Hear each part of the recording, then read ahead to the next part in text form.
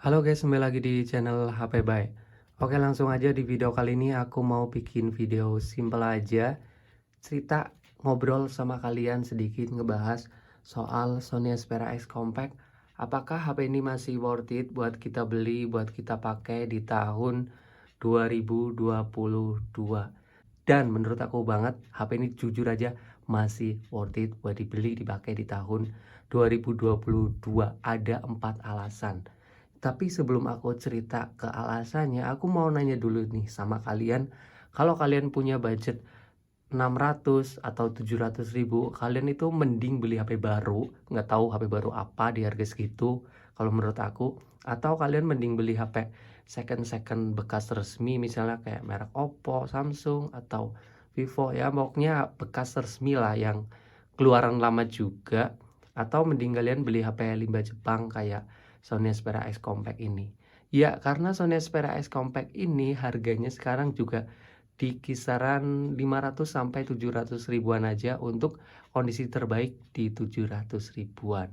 Oke, pendapat kalian soal punya budget 700, mau beli HP apa? Tulis aja di kolom komentar.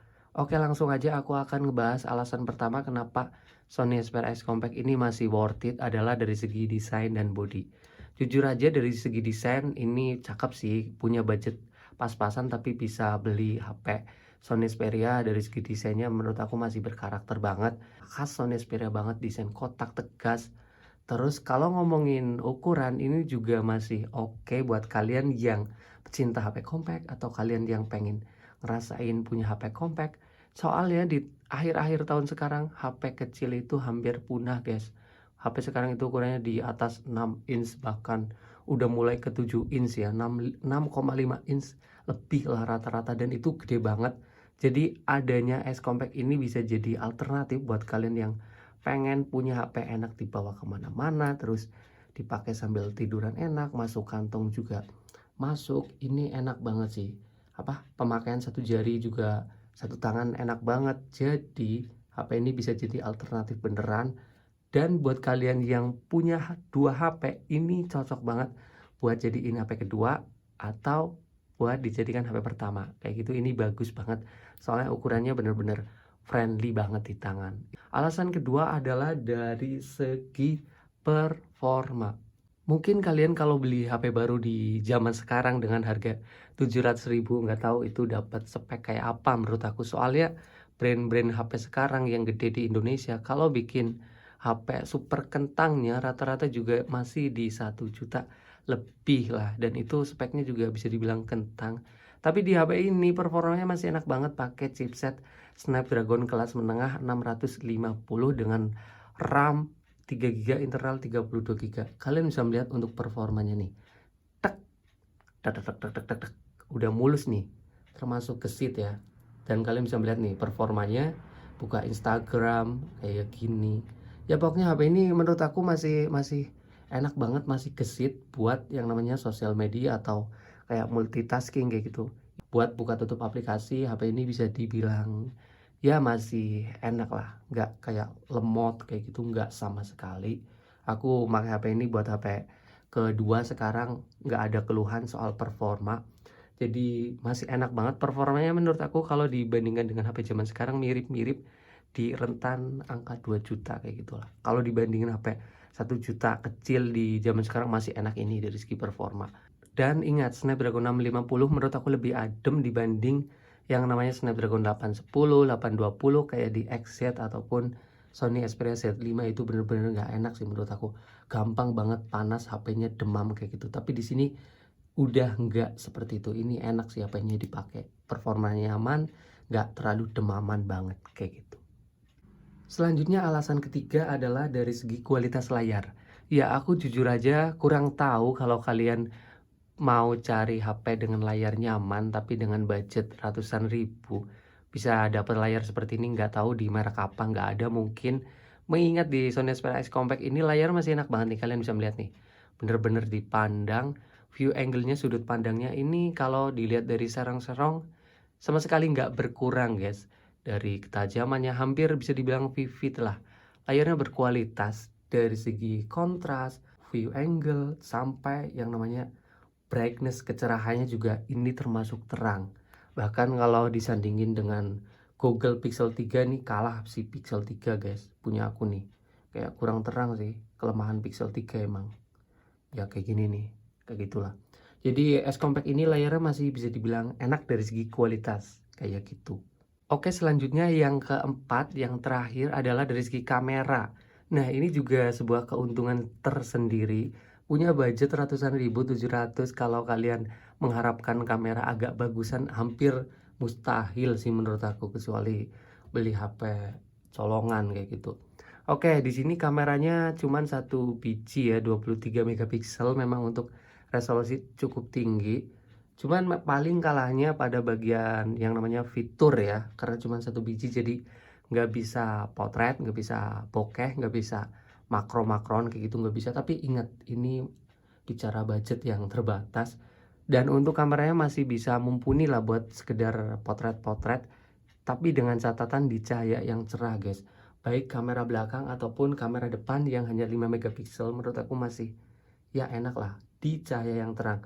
Nah, kalau ngomongin hasil videonya ini masih oke sih buat kayak kalian konten kreator low budget, ini masih bisa banget jadi opsi. Soalnya video depan belakangnya udah ada fitur stabilisasi. Ya aku inget banget dulu pernah ngevlog pakai HP ini waktu awal-awal nge-YouTube, juga pakai HP ini kayak gitu.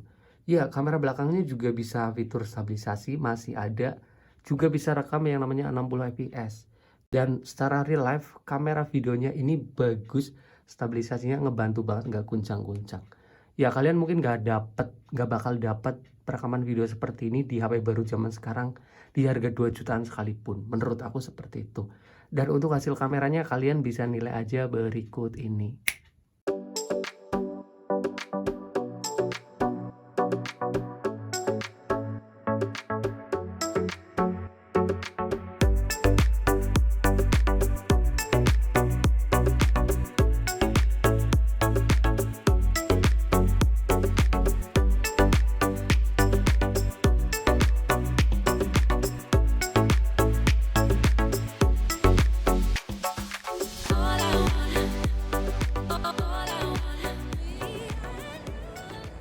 Tes, dan ini adalah untuk hasil kamera belakangnya dengan resolusi 1080 30 fps. Hasil videonya stabil lah guys, udah kayak pakai gimbal.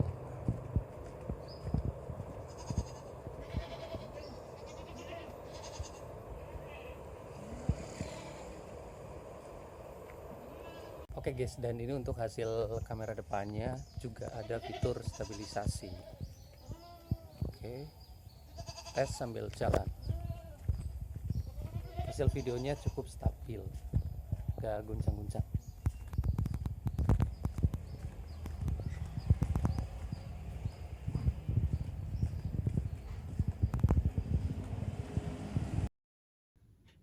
Oke guys, jadi mungkin segitu aja untuk 4 alasan kenapa Sony Xperia X Compact ini masih worth it buat dibeli, dipakai di tahun 2022. Tapi sebelum kalian tertarik dan beli, ada sedikit catatan dari aku buat sedikit ngebahas HP ini, apa ya, sebelum belilah.